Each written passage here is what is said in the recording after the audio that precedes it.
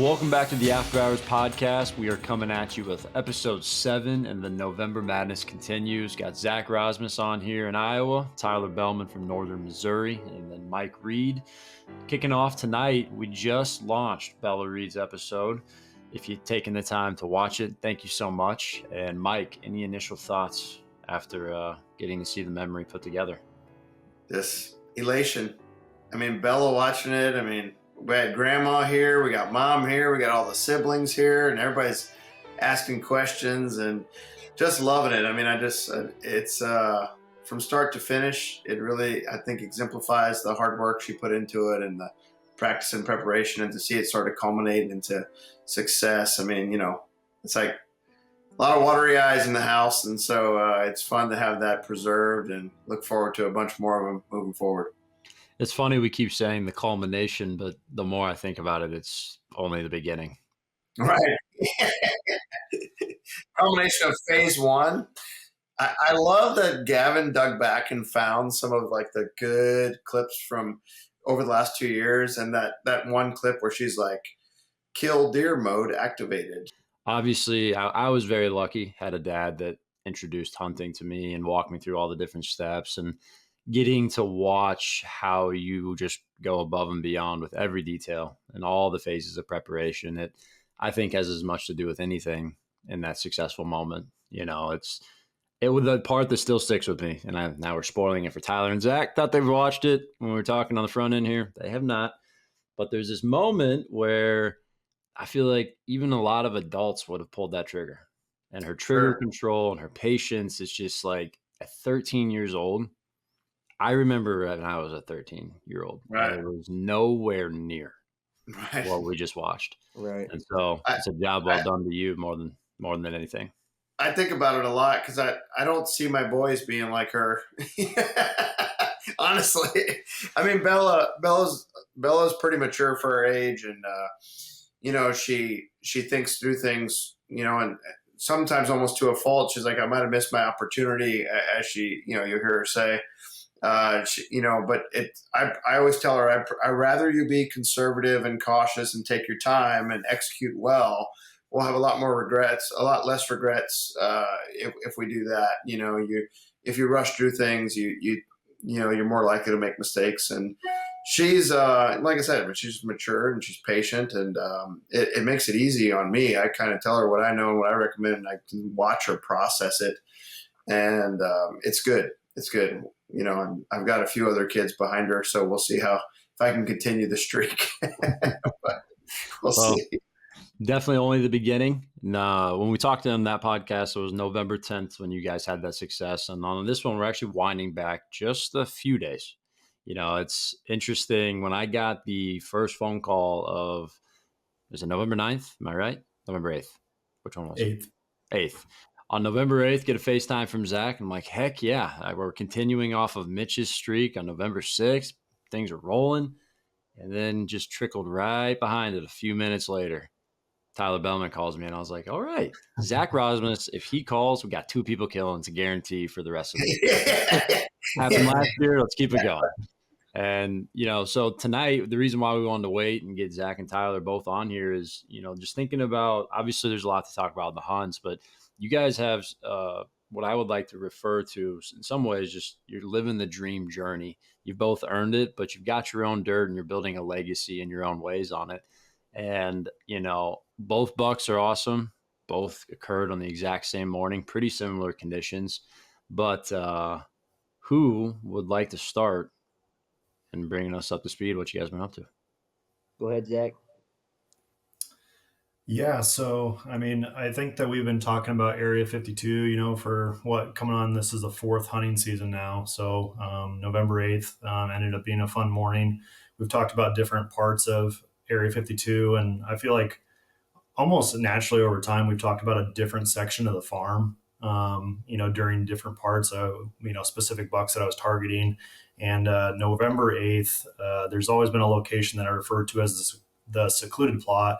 And it's always been a location on the farm that, it could not be harder to get to from access standpoint. So when I do hunt back there, I need to be very strategic on how I'm getting in and out and what that looks like.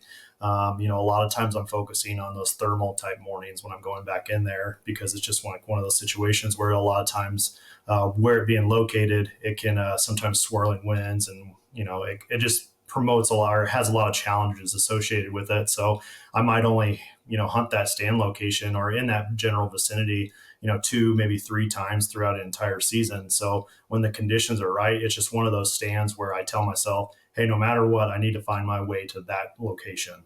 That morning was gorgeous. It was just one of those situations too, where 2024 season has been one of those where, even from the videography side of it, where Dave and I, the intern, working together, there's been a lot of stuff that we've learned together as partners in the tree, because it's very much a battery. Like when you have the individual that's with you, you need to be able to rely on them back and forth. There's the dialogue. One of the things I've been talking to a lot of people is that typically when you get to this part of the season too, and everyone's season's different, but you always have like those petty little back and forths too, with like your cameraman at a certain point in the season, too, once you get to a certain time where you're having those little nuanced relationship dynamics, type of thing. And it's always fun to have that. And, so for Dave to experience that with me on the morning of November 8th on a buck that I was calling raisin, and I've gotten a lot of questions about why did you call him raisin? Well, the reason why I came up with that is that Dave and I went through talking through he's a wrinkly old raisin, type of thing. And because I use the food theme on Area 52, and that's ultimately, what kind of led me down that name, where it's always fun to work through that naming side of it. But he was a buck we had an encounter 2 weeks ago. I think it was right at 2 weeks ago before we had that successful hunt on November 8th. But we had him at the scrape, and not very often at this point in 4 years of ownership do I encounter a deer that I don't recognize right away, or at least if it's a mature deer, one that I don't recognize right away. And he was definitely one of them. So it was a fun experience to be able to have that. And, I'm looking forward to sending his teeth in, because I have a feeling that it's going to indicate that he's a very, very old deer. Yeah. You talk, and before we get into the raisin hunt, the breakdown, what you did in 2024 as far as the secluded plot, I think one of the most impressive things that you're able to do is turn a vision into a reality. When I look at Area 52, there's been so much thought process, and just not just year one, what this decision is going to make, but how's this going to affect my ability to implement change in year two. And watching how that secluded spot, because it wasn't a plot always, right? When you bought the farm, it was just a bottom, and you were hunting hardwoods before you started just looking at this and going, look at this slate. What can I turn it into? So briefly, if you don't mind, walk us through one, what jumped out to you? Why was it so good besides the seclusion? Then two, the food process, because it went from no food to food, and then you changed it this year. Walk us through why you did what you did. Yeah, so in 2022, I spent a lot of time hunting essentially east of where I ended up killing raisin this year. In the area that became the secluded plot, I hunted up on the Oak Ridge is what it is. So essentially what this area of the farm is, it's an oak ridge that overlooks a creek bottom area. And there was always a natural opening in there that historically, they might have done a little hay ground in those locations, but it's always been grass, never alfalfa or anything substantial for food source. But I was always hunting at the top, and I had some awesome encounters with that buck that I called Young Stud, which eventually became Whopper right on the top of that Oak Ridge, which it was an awesome location. But often when I was hunting that location, I was seeing them congregating at the bottom of the hill. But it was one of those things where I knew that the wind was going to be inconsistent. So if I was going to hunt down there in that open area, I was going to need to have something to draw their attention away from me or away from like the tree stand location that I was going to have. So I always talk about that one encounter that I have with Whopper, because I rattle the rattling antlers and he comes running across what is now the secluded plot. And he comes up to the top of that Oak Ridge. And that was like almost that eye opener moment where I thought, hey, that opening down in there, how can I better utilize those acres? And how can I turn that into a food source, knowing too, it's difficult to get to. It's hard to get equipment back in there. I want to make sure that I'm keeping that in mind for the future. And knowing that it's not going to put off a lot of tonnage just because of its size, but how can I make it a location where hopefully I can get that one doe the right time of the year to maybe stop there for just a second, with hopefully having that buck traveling, closely behind them. That was always the goal of what that plot is. A quarter acre plot, because it's probably not even that, maybe even an eighth of an acre, pretty small plot. But it's just one of those locations where it's a quote unquote kill plot where you're just trying to get that, that attention, that congregation of activity during the right time of the year. So 2022 was like the light bulb moment. And then in 2023, I turned it into a Monster Buck brassica mix is what it was. It turned into the rut greens plot, did really well, low bottom, creek bottom soils, a lot of nutrients there. So it did really well that first year. I just didn't spend a ton of time hunting back there just because I didn't have a specific target and knowing that it was difficult to get in and out of. But then after the 2023 season, I went in there and frost seeded with the clover mix, and then had a really great plot this year. It seems like clovers and alfalfas, I would say this year more than ever before, just because of the mild fall that we've had so far. I mean, that's just been a substantial food source, this far into the season, where it's a great, food source year round typically, but this year more than ever, just because it's so warm, it's just been a dynamite food source back in that location. Yeah. Why'd you go from the brassica mix to clover? Is it maintenance based? Is it longevity, of less time you have to go down there each year? I would say all of the above. I mean, I think if I had one food source that I had to choose, that was the only thing I was going to do, I'd do clover every single day of the week. I love that side of it. We've talked about it quite a bit that, like, for me in the past, a lot of times I was either doing favors or, sometimes even for Mike, to get access to equipment or something like that in order to, just mow off a clover plot. But a lot of times I was using push mower, weed whacker, so that's kind of what my roots are for some of that stuff, where if you establish clover right at the beginning, you could have 4 or 5 years of quality food source that really requires very minimal maintenance, and the maintenance that you can do without having large equipment. You could do that with a backpack, sprayer. You could do that with a bag seeder, and then the other side of that is you could go back there with a weed whacker and be able to maintain it for, years down the road. Well, I'm fortunate now to be sitting where I'm at, where I do have a tractor, and essentially all I did for maintenance this year was I mowed it twice and it looks great. But it's difficult to get to. I wanted it to be something that was going to be a location that was going to be a good food source for a number of years. But honestly, one of the things I was thinking about in that plot too, where I think that is one of those locations where I think you could have it as a brassica plot every single year, and that would be a good location for it. Just because from early October until the late season, if you wanted to have a food source have the fresh greenery in there early, have the bulbs in there late, the soil nutrients that are there, and the clover that you could turn that into some green manure. That was my thought process, where on next year, I'll probably convert that back to brassicas next year. And that's just because I want to make sure I'm diversifying myself, because I don't have a ton of brassica plots down in Area 52 because there's so much row crop consistently on it right now. Gotcha. Makes a lot of sense. Mike? You probably can't get the drill back there, right? Your lanes aren't big enough. Yeah. And so that's one of those where you either spray and kill it and just put it on the ground, the brassicas, or I've got that 6-foot rototiller that I used to do a lot of small plots with, where you can get back there with the smaller 30 horse, 25 horse, 45 horse tractors down basically an ATV trail and kind of rough it up a little bit and seed it and pack it. But yeah, man, Zach, I love it. And thank you for all the help. Everybody knows I need help. But it looks like an awesome spot when I watch your chase videos.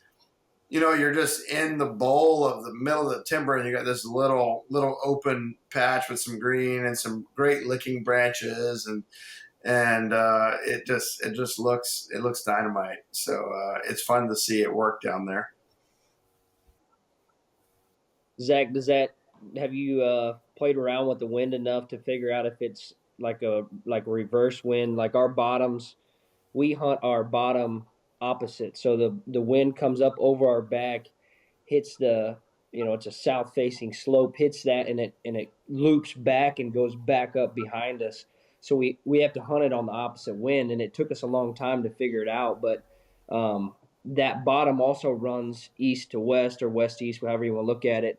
So like you have to have perpendicular, either, well, in this case, yeah, you have to have a due south, and it needs to be a solid south to get that to go back up the other way. Is that kind of how Yeah, this I sits? would definitely agree that I've learned the hard way that a northwest wind does not work down there, and I want it to. And if you looked at it on a map and you didn't look at topos at all, you'd be like, why aren't you just hunting that on northwest wind down there? And I'm telling you, it doesn't work. Like it Yeah. swirls right back down into the open areas, no matter what you do. And it's like a backdraft effect. So that's why I love it specifically for morning sets. Get those rising thermals.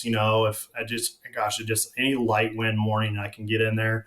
I just always have to make sure I take extra time for getting in because I'm always like doing that last 80 yards that it takes to get to that tree. I want to be as quiet as possible because a lot of times too on those calm mornings you can just feel like you can hear that rustle through the entire timber. But I would agree that that was one of the benefits of hunting up on the Oak Ridge is that once you get up on the ridge, you have more consistent wind directions, right? So we're higher up, we're getting those consistent winds, and I could see that bottom, but you're out of the game. You're watching those deer the whole time, and unless I'm calling them in to within bow range, I'm just out of the game the whole time. I'm just watching them down in the bottom. So it's just all about picking your spots and just knowing the conditions. And unfortunately, sometimes too, when the forecast isn't right and maybe it's opposite of what they call for and you get down there and sometimes that means packing it in and going out too. Like that sucks to do that, but there's times when you get down in there when like the forecast was just completely wrong and it's completely unexpected, and those are the times you just need to take your losses and go find another tree or blind or whatever to get into because you don't want to burn out a spot like that in my opinion. Yeah. It's tough. I mean, like what Tyler's mentioning, it's so hard to find like a nice long draw with a perpendicular wind. Like that spot's more of a bowl, or like a lot of my spots, it's like it's multiple. The spot you want to sit is where there's multiple ravines coming together, and so boy, it's so hard to get anything that blows true, right? You're kind of counting on the moment for it to work, or blows true to what you think, whether it's opposite of what it's supposed to be or whatever. So those no wind, light variable, high pressure thermal mornings, like that's just like you can't beat it. But I mean, sometimes I go in areas like that and you still get busted. But it's certainly your best case scenario.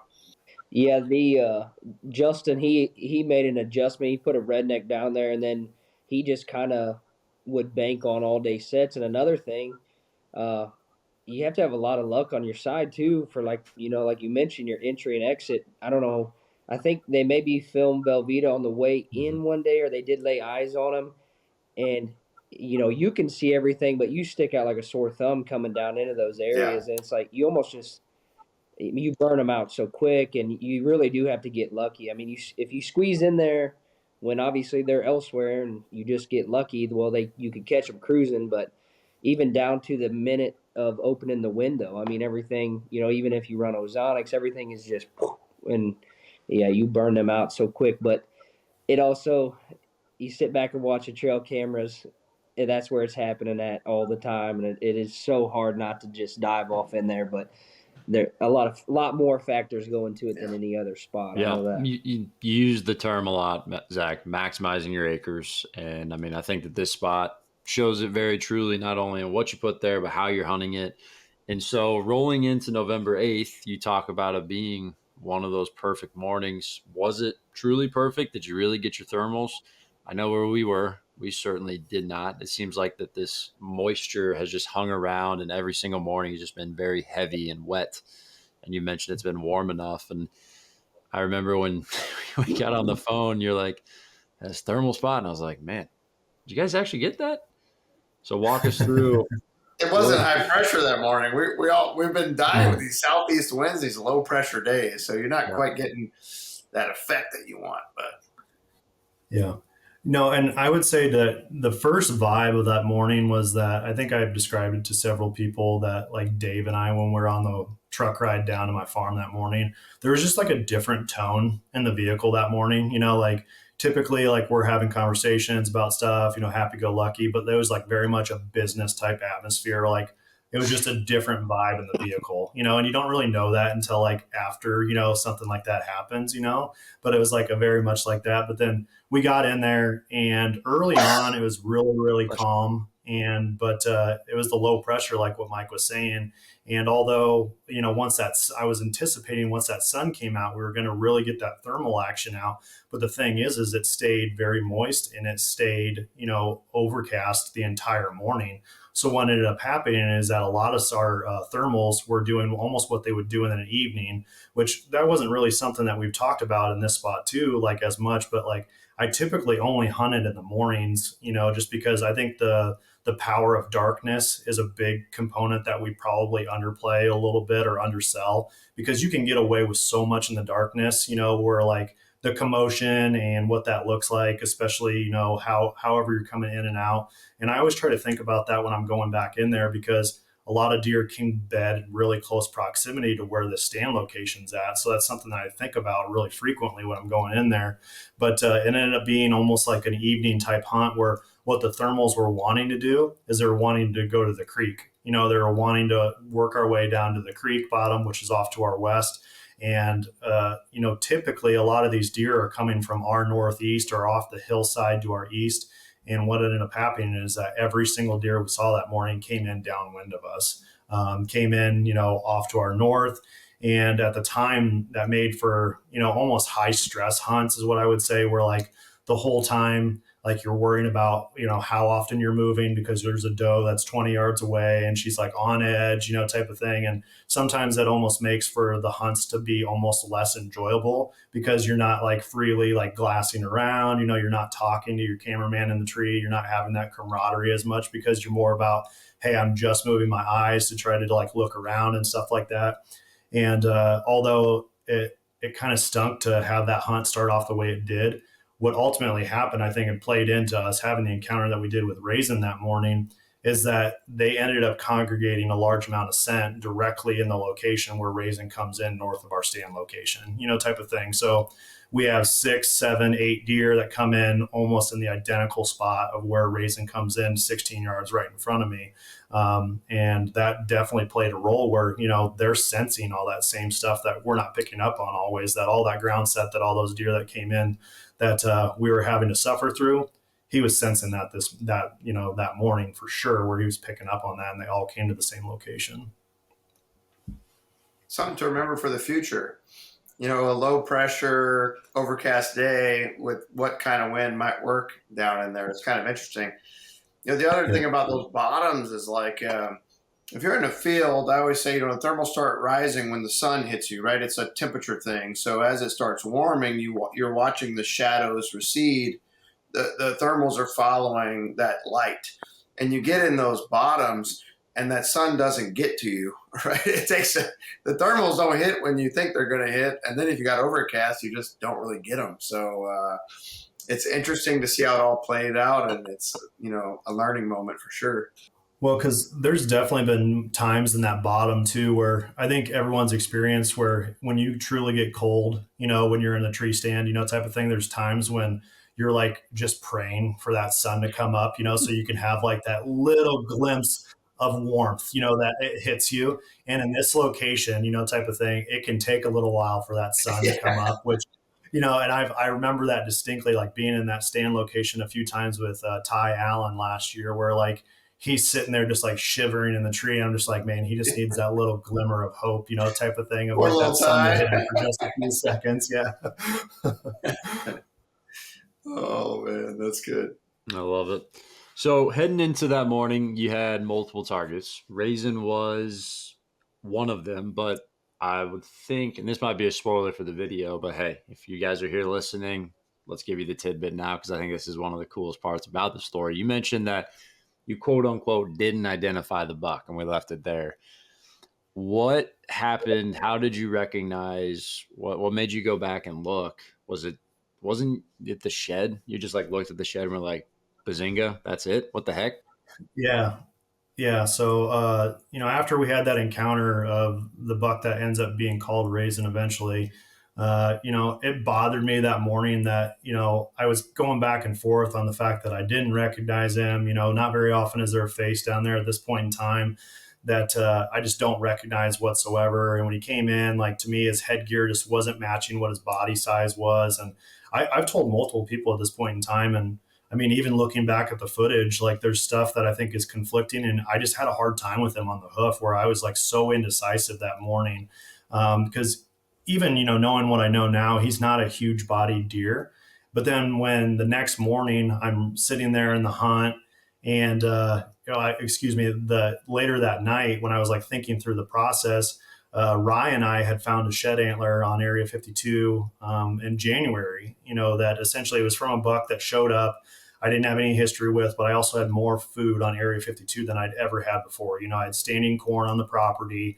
I ended up finding 30 sheds on 90 acres, which that's a good number of sheds. I mean, if I could take that every single year, I'm going to take that, type of deal. That's a lot of sheds to find. But I actually have it sitting right here because it's sitting here in the office. But we end up finding this shed, which is like a very distinct, a very distinct main beam that comes off the end, and obviously the split G2.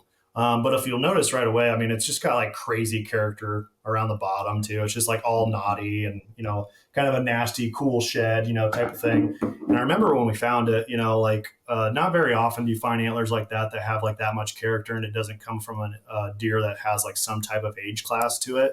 But the fact that I didn't have any history with them, he wasn't showing up on camera. But that night I looked over at my buffet, which is downstairs, like off of our living room. And it like just hit me that I was like, it's that deer. Like you could see like the main beam and how it curled in. He had dropped the split G2, but that deer, when we had trail camera photos of him, he only ever had one side. So I never saw what the other side looked like, like during any of that. But so he drops the split G2, but it's the curvature of the beam, and it's just that moment that hit me. And I started looking back through trail camera photos, and he has a very distinct like dark forehead. I think one of the things I always try to tell people if they're trying to identify deer, one year to the next, a face doesn't lie. Like if you spend enough time like looking at their ears, looking at their face, like that's the stuff that a lot of times will stick with me. When I look at that, where it's like I don't forget that face. And had that moment where it just hit me that night when I was staring over at that shed, and it was setting up to be kind of a cool story on a buck that really I didn't have any history with, but he was probably living in close proximity. It just wasn't overlapping his core onto my farm at that point in time. Yeah.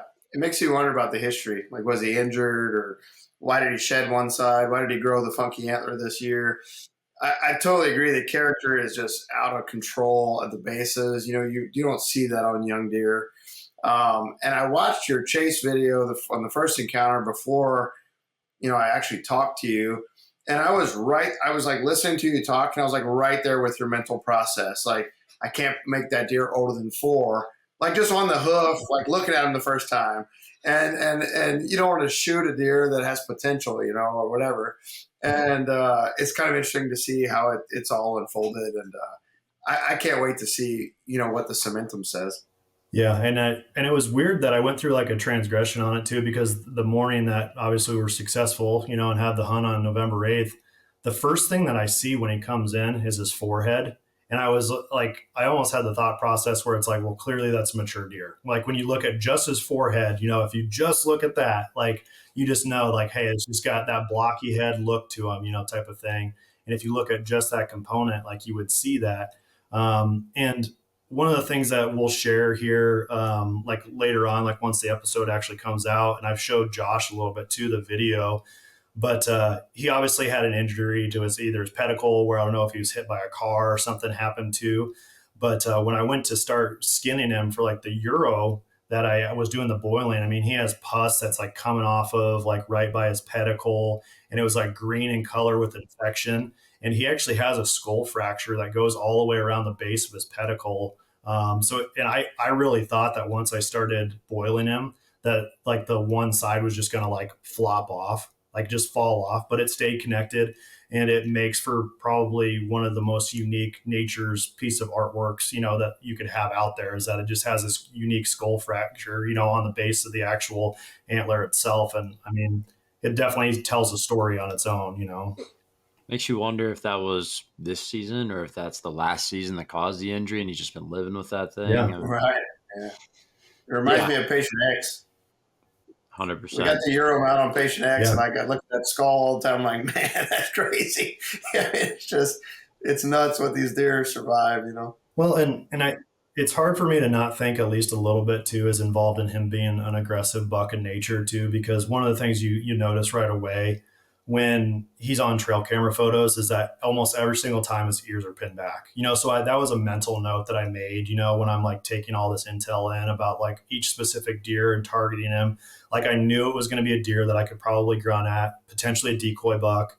And the morning that, we have this encounter with him on November 8th, what ultimately ends up being his demise is that there's a young buck that's standing 10 yards right in front of us that's just looking at us directly up in the tree. He's just staring at us. This young buck is, but Raisin could not resist the urge to just go tell one more buck, type of thing. Hey, I'm the boss in here, type of thing. Because ultimately, that's what brought him within 16 yards that morning, was that he had worked off to our west, worked up to the north. I was working to try to be able to, get my grunt call out because I knew in the back of my head that that was something I was going to be able to do. But I didn't even have a chance to do it because I was worried about spooking this young buck in front of me. But ultimately, he was just working off as a decoy for us, at that time, because he could not resist the urge of coming in, sensing all that pooled scent from all those other deer, and then running off that small buck, which ultimately that's what was his demise, is the fact that he couldn't resist being a bully in that moment. Yeah. No, I'm really excited for people to get to watch the hunt. I mean, it's textbook. You obviously perform perfectly. I mean, it's a bow hunter's dream scenario, but at the same time, and we've talked about it here, but the episode's really gonna it's another one of those, you created the opportunity. I mean, sure, the deer are on the area, they're in the farm, whatever it is, but I keep going back to Area 52 is so inspirational, just watching how you've created something from start to finish, and every year you still find a way to improve it. And there's season left. I'm really excited to see if the food, you took out another buck on this property with some age, and who's going to move in. Nobody knows. Lots of cold weather, hopefully, in our future. Looks like we finally might be getting some snow on the back half here in November. And that's definitely a hunt that people stay on the lookout, because it's one you don't want to miss. But similar situation, buck on a farm that you've hunted quite a few years, Tyler.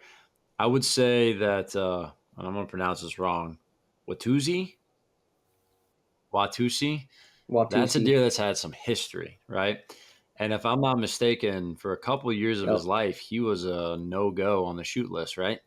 Because of Missouri's antler Yeah. restriction. Yeah, 6 point. He was only a 6 pointer, so yeah, we couldn't Run us shoot through him. it. What's the 10 acres? Who's the buck? Why does it mean so much? Where does it start? And what does Watusi mean? Yeah, so African Watusi is a cow, and the horns just go up and out. Really, they don't cup. And growing up, our neighbors had one for years and years, and when he looks at you head on, it is just, just beams, and Yeah, that's just that's where I got perfect. it. But the 10 acres is actually Justin's 10 acres, and he bought that years and years ago. It's right in the edge of our sanctuary, and it was really cool because that's that double set, that exact tree, the same stands that we've had in there forever. Justin actually built the climbing sticks in maybe high school, or I know he built them at high school, at the high school, but everything's been in the same location. Excuse me. And that's where I filmed my very first hunt ever. Filmed Justin shooting a deer in there that we called Tyson, and a year ago when Mallory and I picked our location, which I go through all this in the hunt, but we picked the location to build our house. They came in, they dug the foundation, and we pulled in here after dark just to see it. And lo and behold, he's standing right off the basement eating beans. He's just chilling there, this big sick. So 1 year later, we move in. It's like second week that we've been in the house, and I'm getting ready to slip out for work, and I hear Mallory, hey, real quiet, and I'm like, yeah. She's like, look out the front door, and here comes Watusi across the pond dam, just this big frame, and with Swoosh not showing up, and all the TSI work that we did in that area, and wanting to get back into that specific big Oak Ridge, I wanted to get in there just for one to see how the TSI worked and how they were living in there and how they were using it. But I had a little slim hope that maybe Swoosh was just avoiding some cameras, and obviously these conditions are what get them to move in there. And I've been saying it all year long. Everything's been delayed. Everything's been delayed, or I feel like everything's been delayed. And I don't think Swoosh is going to show up, but I still had that hope. And then when everything just unfolded, and you were talking earlier about a picture perfect morning, it's the same thing. Everything's damp on the way in. We take our time. We know that when we get in there and we get in the stand, deer are going to be easily within 100 yards of you. And then as that sun, you feel the sun rise, you feel it beat down, then you see your thermals rise, with your breath. And it's like when the frost gets off their back and when the sun hits them, it's a little bit of a delay, which we did have some movement early on, but an hour and a half in or so, it really becomes magical. And it is just, you don't get those mornings all the time. And it was just a picture perfect morning for us. Yeah. So you mentioned this TSI. I think if you don't mind, take us back, because if I'm not mistaken, that's where the forester and the big forestry plan with the MDC kind of was taking shape. Walk Yep. some of our listeners through, how'd you find that information, and over the course of the past few years, what's been the update on that project? Yeah. So, as far as finding the information, I mean, I'm not exactly sure. I mean, Justin and I brainstormed, and we got to talking about, we do all of this work through our food plots, and our food plots are, it's a very strong side of our practice, and it's just not enough. And we didn't understand and just didn't know how important timber was. And we started doing the research, and we started just listening to different podcasts and people that have knowledge in it. And, even when we met with the forester, that is, for us, I mean, even alongside of natives, that's one of the most powerful, if not the most powerful thing to control, grow, hold, much that goes into TSI, that are not even, just the timber or native stand of things that people overlook. And we felt like that was one thing that we really had to focus on. So obviously you can go either through the state side or federal side. As far as the funding goes, we wanted to go federal, as it just has I think it's a little bit harder to get and receive that, but the overall cost, they have a little bit better cost share there. So that's the way that we decided to go. And we met with the forester. Just the amount of knowledge that he has, he said sometime along, in years and years ago, that our property had been grazed. Well, my grandpa, he's the one that bought this farm, and we knew the family that had it before us. They didn't graze cattle or hogs on it. There's no fence. There was small hog lots, but he said, according to the way that the hickories and the maples were laid out through our farm, that it had been grazed at some point in time. And it's just really cool to learn, that from somebody else. That I never would have known that. So that's just where it started. And we just want to keep chipping away at different sections each year through our timber, and just try to create another circle, just to keep things good, for the deer, for the habitat, turkeys, everything. So No, I remember in the segment when you guys talked about just the amount of tonnage that releasing some of those trees and doing your fires, what that was going to add, and it was like, yeah, I mean, going back to kind of what you talked about, Zach, just maximizing your acres, and the forest is certainly something that probably doesn't get as much attention as it could or should. And if you don't know where to start, I mean, your local county conservation references, your state levels. I mean, there's really probably never been more information, more resources, both financially, information wise. I mean, Zach, I'm sure that's a large part of your job in certain aspects, working on the county conservation side of things and the parks. And I don't know, just when you think about, you guys call this the 10-acre set. I mean, looking at some of the video of, post shot and everything, you can tell the difference. You can see the difference it's made. And so going back to your hunt on the morning, you're in the stand, the wind is starting to do its thing. explain that view, because you're talking about it and it is picture perfect, but try to paint the picture for the viewer or the listener in this instance. What are you looking at, and how come you expect right where you're at? Why is a buck November, middle of November, you're expecting to catch them in between does or maybe on a doe? How could somebody find a spot like this on their property? Yeah, so rewinding it back even more, this was logged probably, I don't know if it was quite 20 years ago, but let's just say 15 plus, and it became very, very good in there. Obviously, a lot of tree laps, it got thick, and then naturally it cleaned itself up, and that spot became very stagnant. It wasn't clicking like it used to, and that was another part of the reason that we started putting our heads together. Like, what has changed? Well, it's wide open, it's clear. They don't like it. You see 100 plus yards in the woods, and we knew that we had to change it. But with that became, now we have a big wide open acorn flat that's a clean slate. We can design this TSI how we want it. Obviously, we don't want to go through really good thick bedding, so we just left the outside of it kind of open and clear. And it's kind of it's not a full horseshoe, but it has a kind of a big J hook, and then two large valleys run east to west on the north and south side of us. So it's just, you pinch them down along the bluff, and there's just, they'll see it, but there's just this major strip, and we're just right on the edge of it. And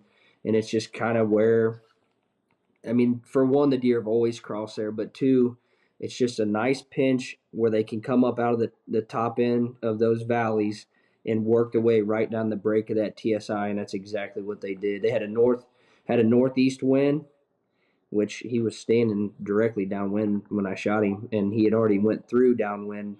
It just goes to show the power of thermals. But they played it, all the deer. They played it exactly like we drew it up. They went down one edge of it, and when they would filter back through, they went right up the other edge with the wind right in their nose. And it's not a spot we hunt early. We can't hunt it early, and you'll burn it out quick. But yeah, end of October, 1st of November, it's just a spot that you put everything aside and you have to go. And he came. Yeah. First, that was our first ton in there all year. Is this the first year he became legal, growing point number 7? Yeah, he may have had a little bump last year that was close, but we had him at 5. Yeah. I love the frame on him. I love that Watusi. Yeah. You'll see from the side shot when he's seeking, there ain't much there, and then when he goes head on, you're like, okay, this is nice.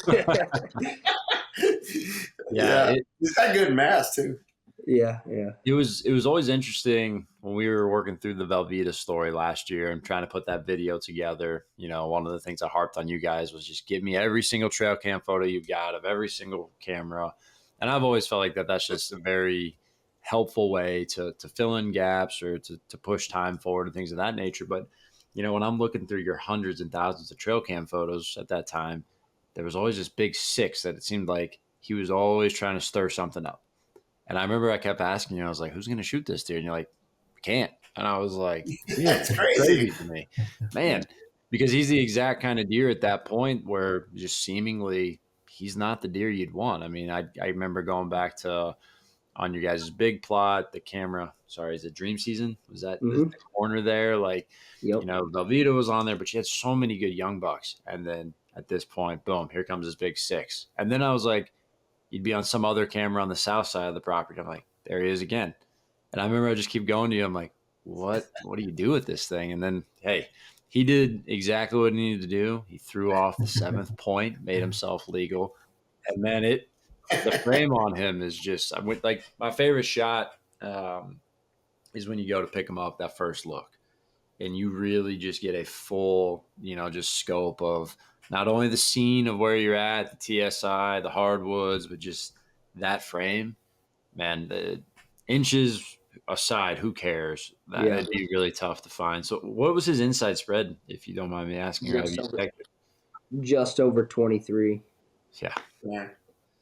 Yeah, that was what he was. I mean, that'll never get old. I Yeah. mean, and who knows? Maybe that Another was when he thing, needed to leave. another thing I wanted to kind of touch on too.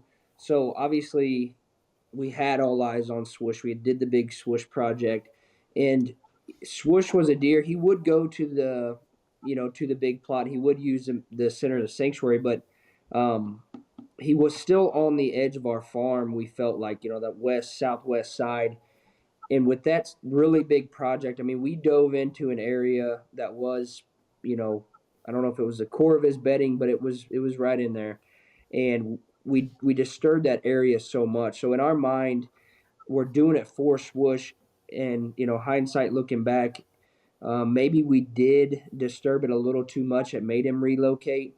We created a big, 2.5 acre food plot that used to be an overgrown hog lot, but then we tried to do the TSI around it and to the north of it in an area that we knew he also bedded in, obviously.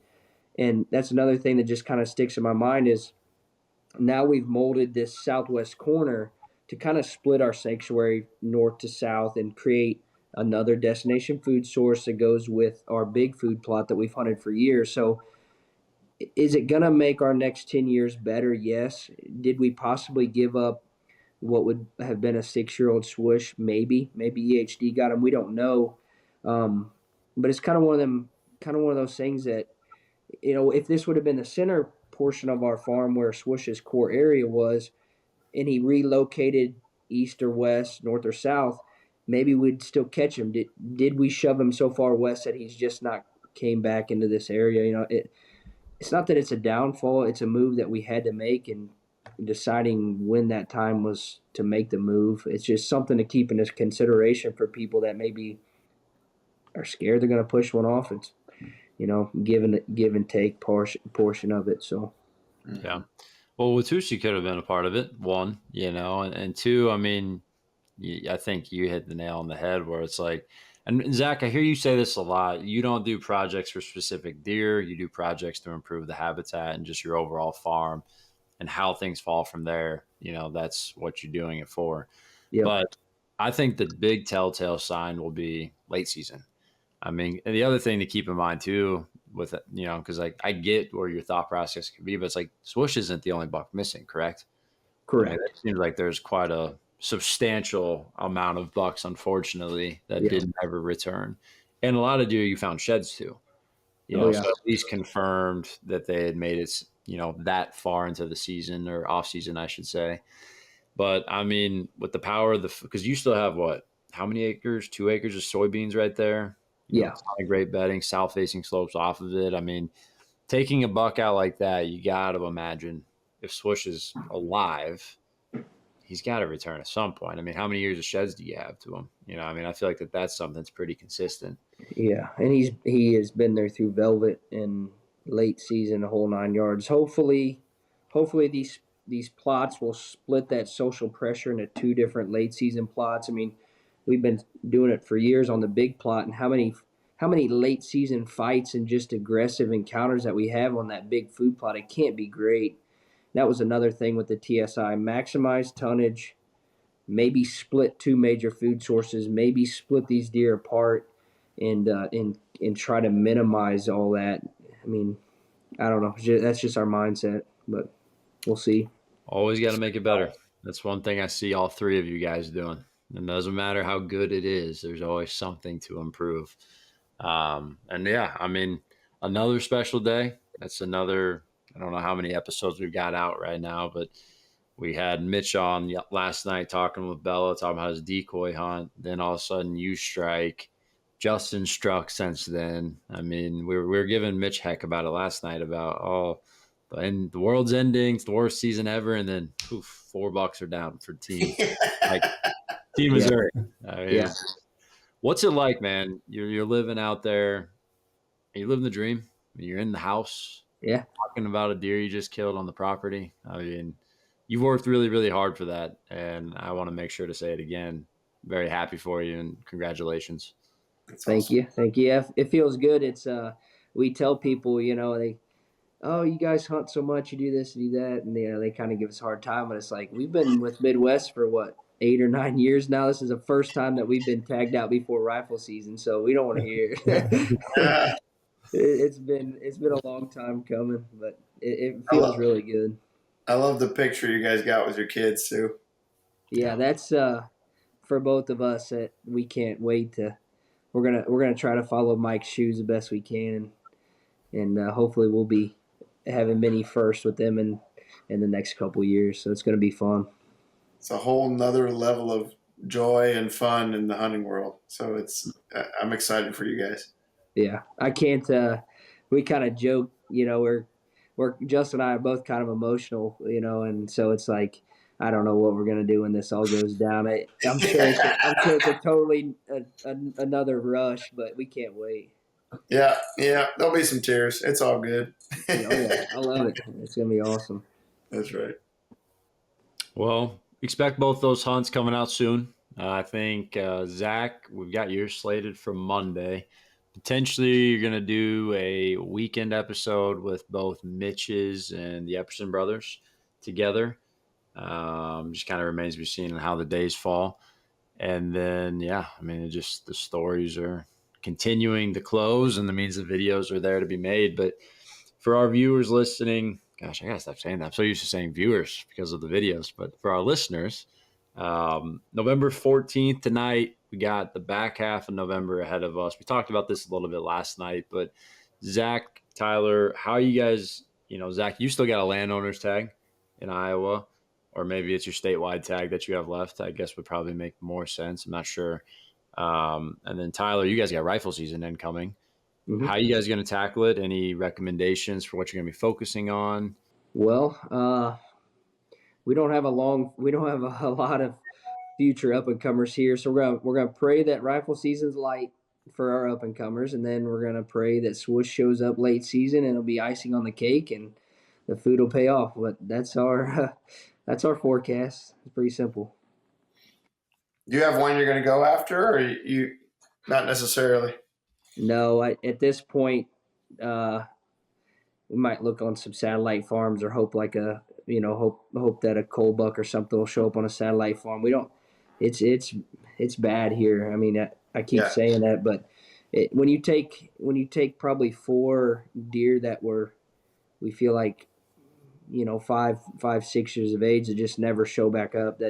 right. That's 3 to 5 years in the making, gone, and it's going to take that long to rebuild. So it's Yeah, bad. I don't know what happened. We're going to figure it out. Obviously, shed season when we go to walking, but no, it's not looking good.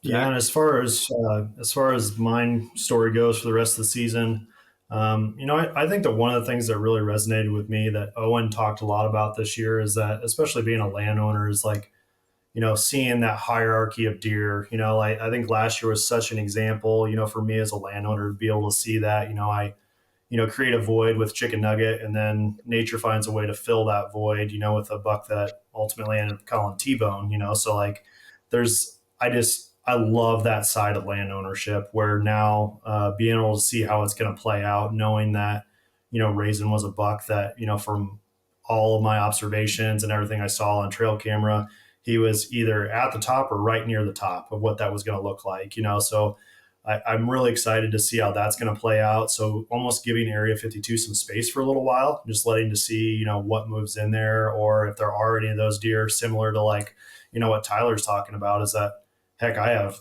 3 or 4 bucks down in Area 52 that if any of them are alive, I mean, they would be lifetime deer to chase, type of thing. They really would.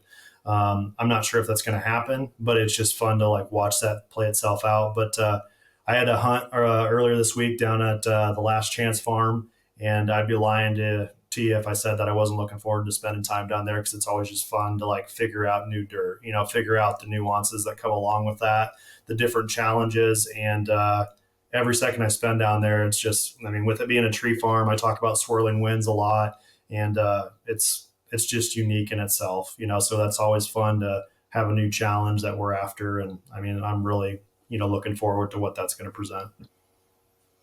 Heck yeah. So That's an fun. exciting time. If I was a if I wanted to be in any position, it'd be in both of yours from the standpoint of if a surprise buck was going to show up in the back half of November, I'd want food. I want a lot of it.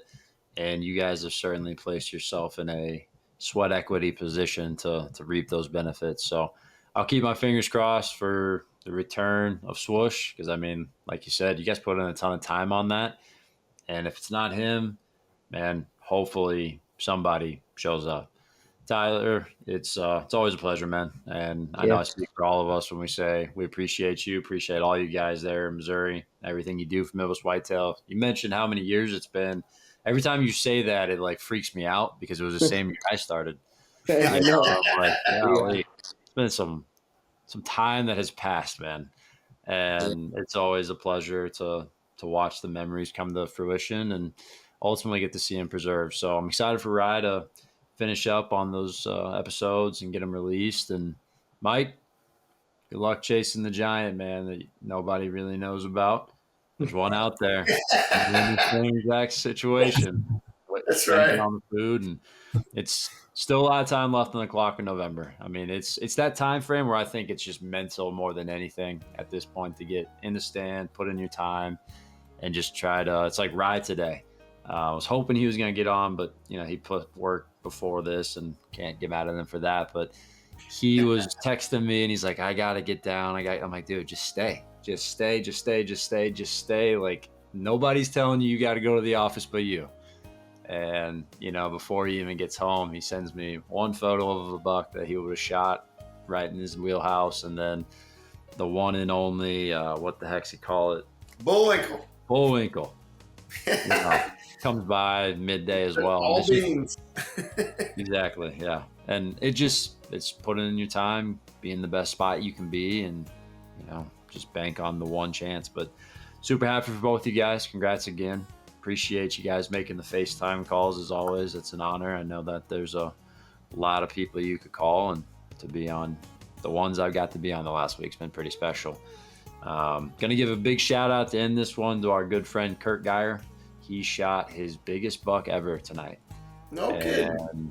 Yeah, he killed a 160 a few days ago and then followed up with a slammer that somewhere in the 80s or potentially 90s class type deer, and wow. very, very deserving. So I'm going to head over there tomorrow night, try to snag some photos with him and his kiddos to preserve the memory. And I hope the FaceTime calls keep coming, and hopefully maybe one day. You can FaceTime us.